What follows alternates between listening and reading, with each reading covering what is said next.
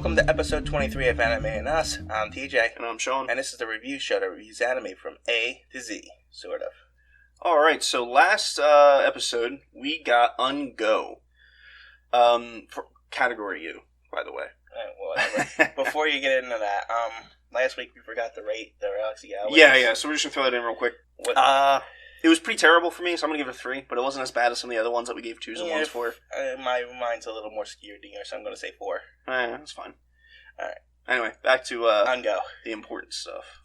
So Ungo is an anime television series produced by Studio Bones. Studio Bones does quality work as far as animation goes. And they did well in this, even though it's a little older, 2011. I liked it. It was pretty enough as far as the quality goes for that. The series is directed by Seiji Mitsushima. I don't know. Can't pronounce that right. Some Japanese guy. And written by Sho Aikawa. Another Japanese guy. They had worked together previously on Full Metal Alchemist. Oh. So that's kind of interesting. I guess I can get Full Metal Alchemist. Well, directing, Yeah, but I got a little bit of, you can get a little bit of that feel out of this. But not much. This is a weird one. Yeah, it doesn't look like, let me see. Yeah, I don't see a manga for this, so it is what it is.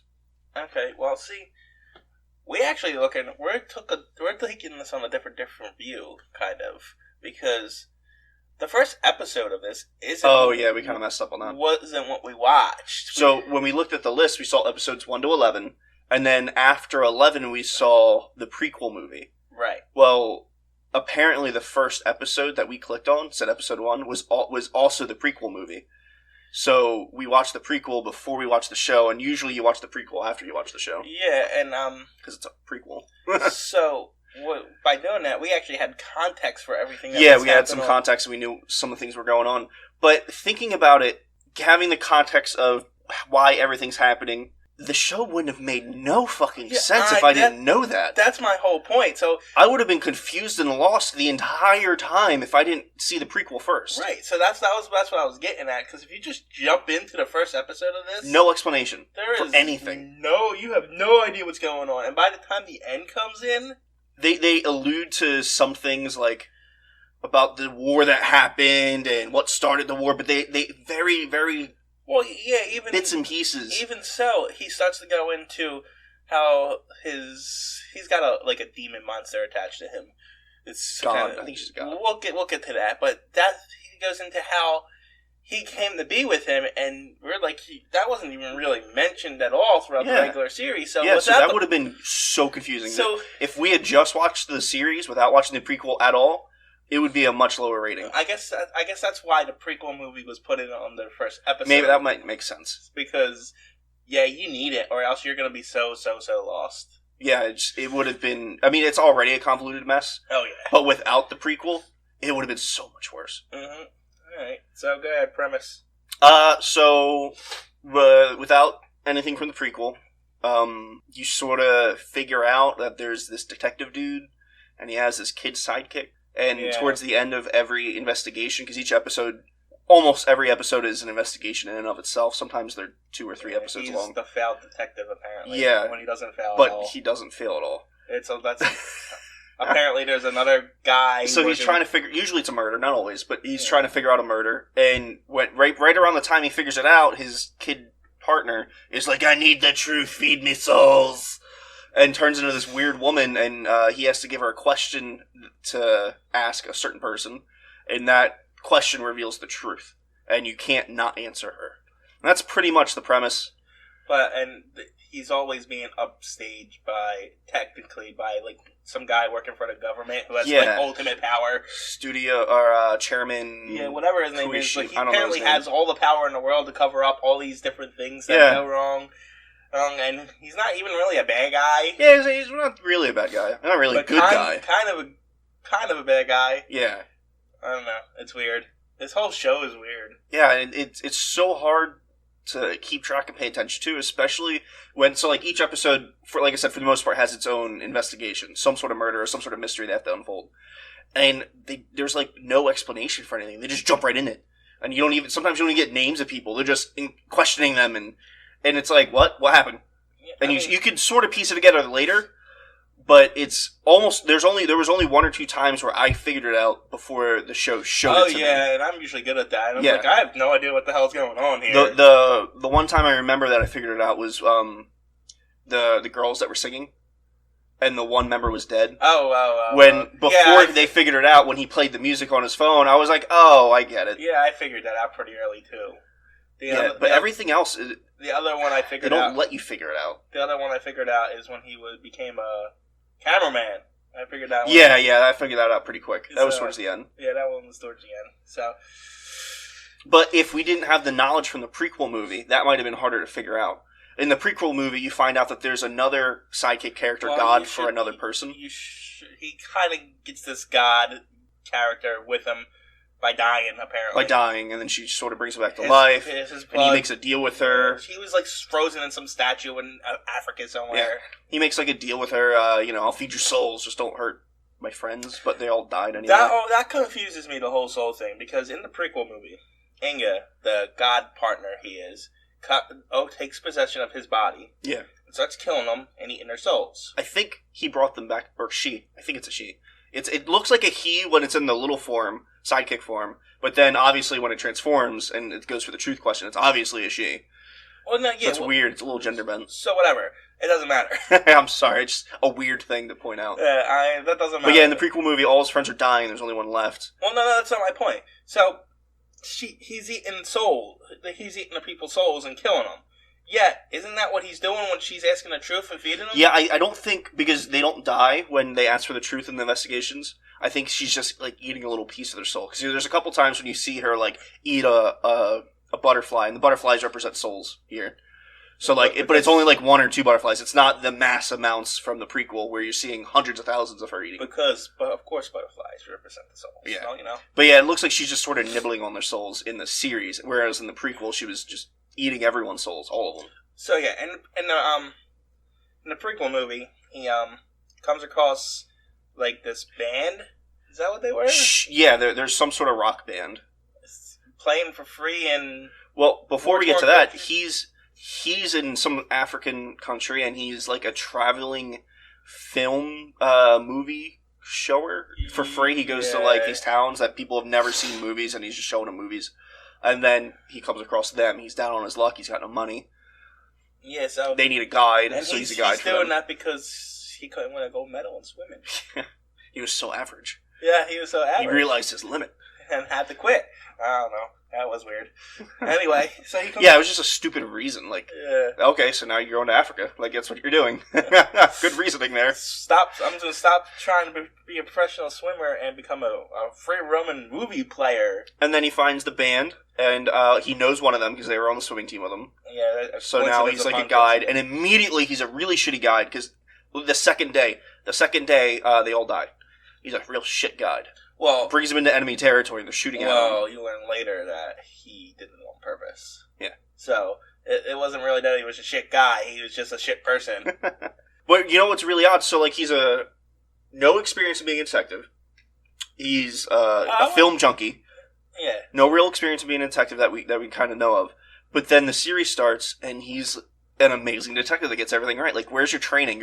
You're not classified as a genius. They didn't show us you off as a genius. No training as a detective, so how are you so good at this? See, I would normally be on your side and question you at that, but if we had just watched the first episode without watching the prequel movie, we wouldn't even question that. Yeah, we wouldn't have, but we did. But my point is, we're supposed to know that he shouldn't. It really breaks it. Like, how is he so good at this? But I got you. But if you watch that first and then watch the prequel movie, this is a prequel. It doesn't go up to the present, essentially. Yeah. So who knows what the time skip is between the prequel and the series? Yeah, I mean, it couldn't have been too long, but yeah. So who knows with that one? So I got to defend it on that alone. Anyway, back to the prequel movie because I wasn't done. Go ahead. So he meets the rock band, and then there's a car accident. He gets impaled through his throat and dies. The god comes back and saves him. The god takes over his body and eats his friend's souls, except for the girl that was really hitting on him. The one that you thought was the love interest. She immediately looked like she was going to be a love interest. She was hitting on him hard. Technically, she was the love interest for that movie. For the movie, yeah, sure. So, yeah, she wasn't even a character in the main series. Yeah. So, yeah, she was the love interest for all sakes and purposes. And she commits suicide saying... Stops so she doesn't get I don't want you to take my soul, blah, blah, blah. Right, but then Inga, the god, possesses her and takes over her body completely. But her body never comes back in her regular human form because he tells her never to take that form again, I guess. Because Inga is in her body. Yeah, he took her over. Oh. Yeah, that's her body. Oh, I didn't realize that. Yeah, he said to her, I'll help you get souls, but you're never to use that form again. I didn't realize that at all. Yeah, he takes her body permanently. Yeah. That's pretty interesting. Yeah, she takes her body permanently. And he says, like, oh, I'll make a deal, blah, blah, I'll give you souls, just bring them back. Right. He brings them back, and then they die. And then no killing, he also tells her. Oh, yeah, she can't kill. So Inga brings the bandmates back to life, but then the people that were shooting at them that made them crash... I didn't even... Takes them. Like, they capture them, and then they kill them on... I think you're wrong on that one. I'm pretty sure they died. They did die. I think they died in the car accident and getting eaten by souls, because that whole shooting... See, this is the problem. It's so weird, and it's never really explained properly. The whole shooting thing is... There's another god in this that distorts reality. And I think you might be right on this. Whoever distorted the reality created those images to make people think that they died. And that's created all the wars and everything because they died. Alright, yeah, that's probably... They probably didn't come back to life then. So Inga eats souls, and then the other guy, I don't know her name, she's a little girl. You see her like 3 times. She distorts reality. Literally, whatever you think becomes reality. And later on, that's the prison that he's in. It's a fake reality. Oh yeah, and his friend who set this all up so he can gain this... god person that's from least it looked like an accident in a prequel movie, but he kind of said he did it on purpose, but whatever. He confronts him in present day, still in the prequel movie, and he sets him up as like a murderer with the reality thing, and he's like, and he kills somebody, and the guy so the guy with the reality puppet starts killing people and blah, blah, blah. He makes the main character, who has Inga that makes, ask questions. He makes him look like the murderer of a bunch of people. So, obviously, he's going to go to prison and all that. So, right at the end of the movie, they start fighting. And, what's his name? The guy with the reality person. Yeah, I don't know. He, makes a reality and says, the person who shot this person will die. Whoever... The cops will kill the real killer. Oh, that was it. The cops will kill the real killer of this person. The cops show up to arrest him. And he's the real killer. Like, why the fuck would you say that? So the cops show up and shoot him. Yeah, and he's died. So it was really stupid. He was clearly intentionally trying to kill the main character, but that was you're the real killer. Yeah. The puppet knows this. It was pretty stupid.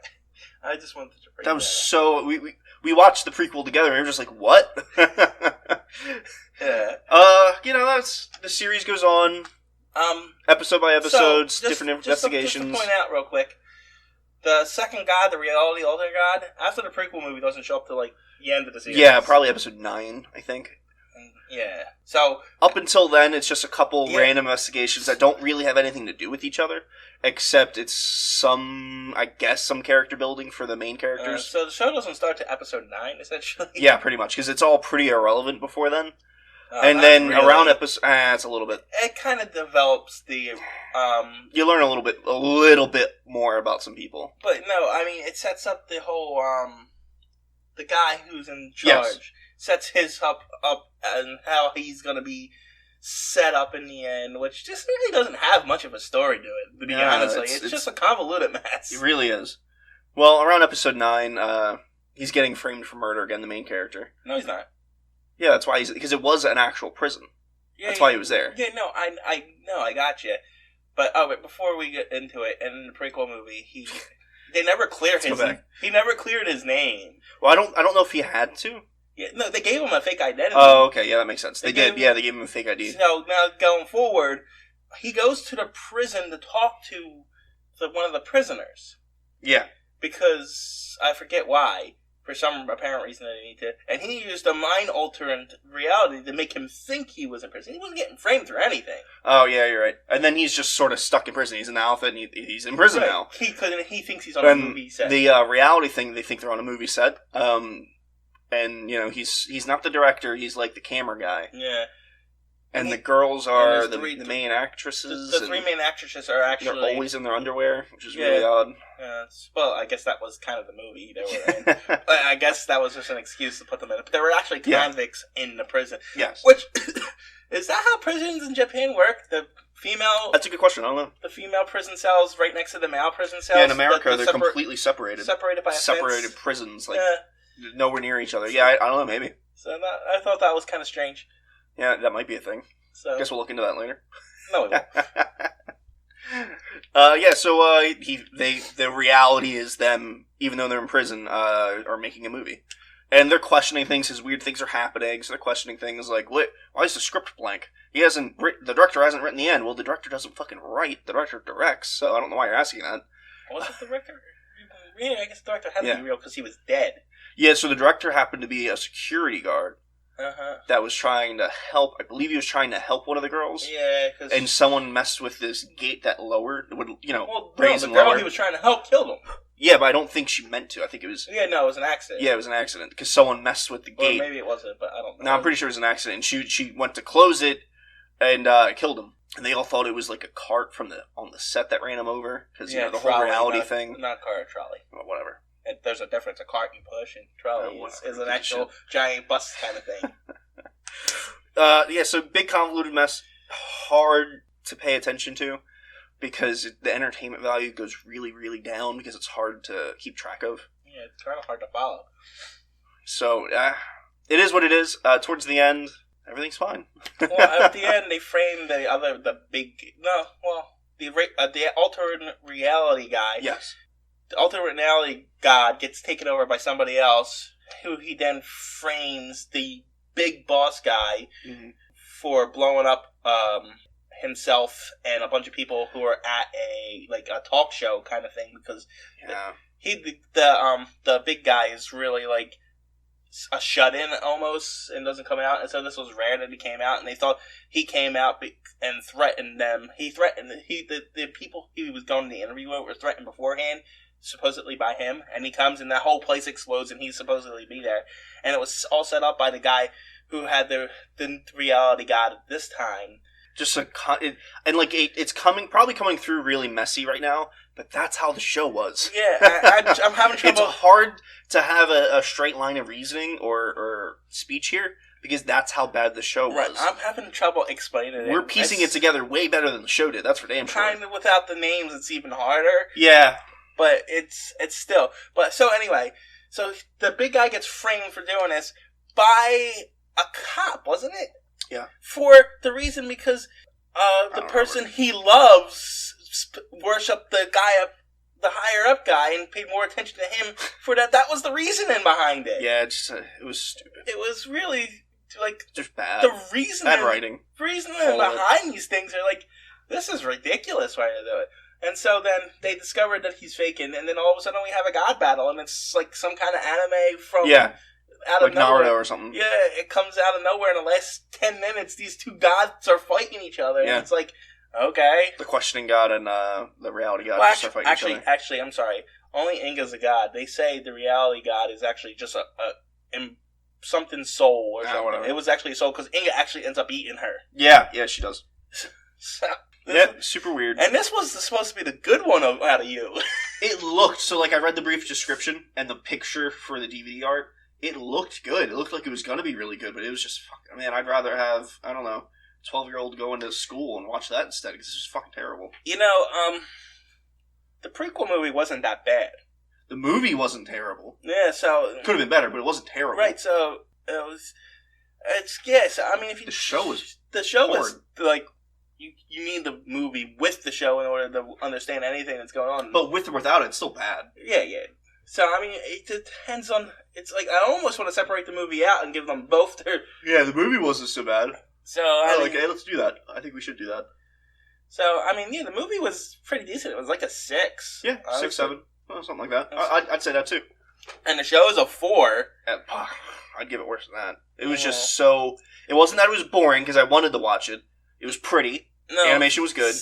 Voice acting was great. It was just the writing was so bad. Yeah, but you see, it's like they had a good idea, and then they couldn't follow through with it. But you're failing to understand something. I gave Koikaze a 3, I think. Oh, yeah, you can't give it lower than that. So I'll give it a 3.5 then.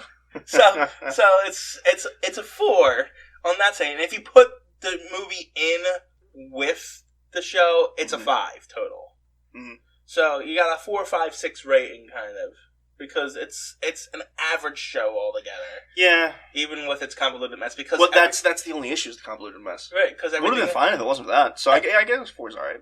Yeah. It would have been a whole lot better if they just fixed that. Right, exactly. And not fucked up the rating so much.